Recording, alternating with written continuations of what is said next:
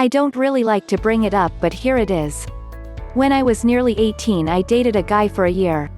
My parents were rich but didn't like him. His mother had married a man who had plenty of money, but he hung out with a bunch of high school dropout potheads. I didn't really care. I didn't like pot, it made me paranoid and unable to speak, but he seemed to love me. Time kept going by and we were always getting worse.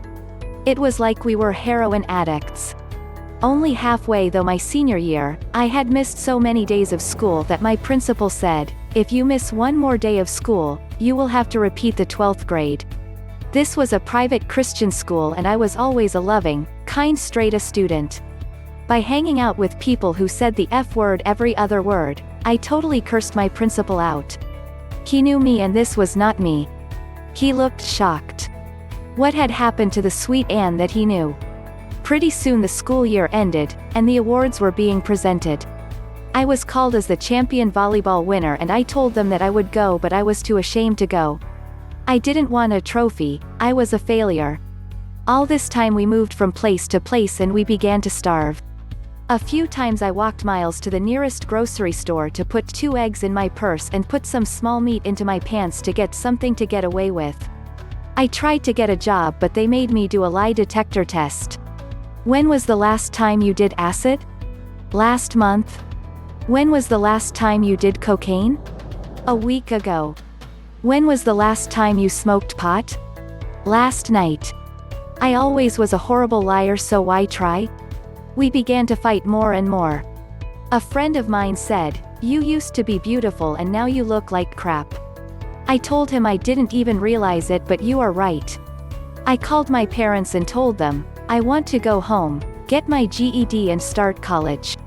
I did, but he would not stop bothering me no matter what I said. One day I saw him coming out of my parents' garage and went into the woods, where he swallowed a bottle of poison. "Common, get in the car, I have to take you to the hospital." He started walking down the road. I followed him, and then he started to walk into the river to drown himself.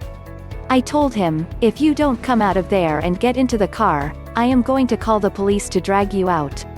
He got out and got in the car. My parents called his parents and we all had to wait for him to come out of the vomiting from Ipecac. At some point after, I wanted to hang out with a friend of mine.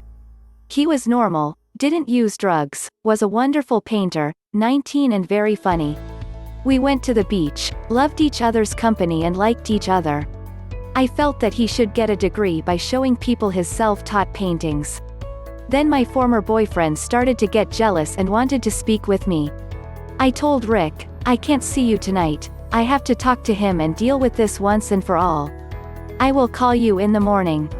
That night, as I was trying to get things resolved with my former boyfriend, Rick was following us around in his car. I saw him drinking and he normally didn't.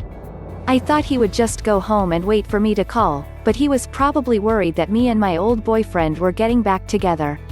I had to drive a long way home that night, down a long winding north tropical trail, then down a winding south tropical trail. After I got to my parents' house, I went into the house and turned off the lights. I saw a light in the driveway, and knew it was Rick and that he followed me, wanting to talk to me. I ran after him as he was backing out down the long driveway facing the river, but he never saw me and was gone. He was gone. That night, as I went to bed and was just falling asleep, I felt him go right through me. The next morning I got a call that he was killed. Driving 80 around a sharp corner, he was thrown from his car and broke his precious neck. At his funeral I saw all the broken bones of a 19-year-old young man. I have never spoken of this blame for myself and of this grief that never seems to end. These wounds won't seem to heal, this pain is just too real. My immortal evanescence.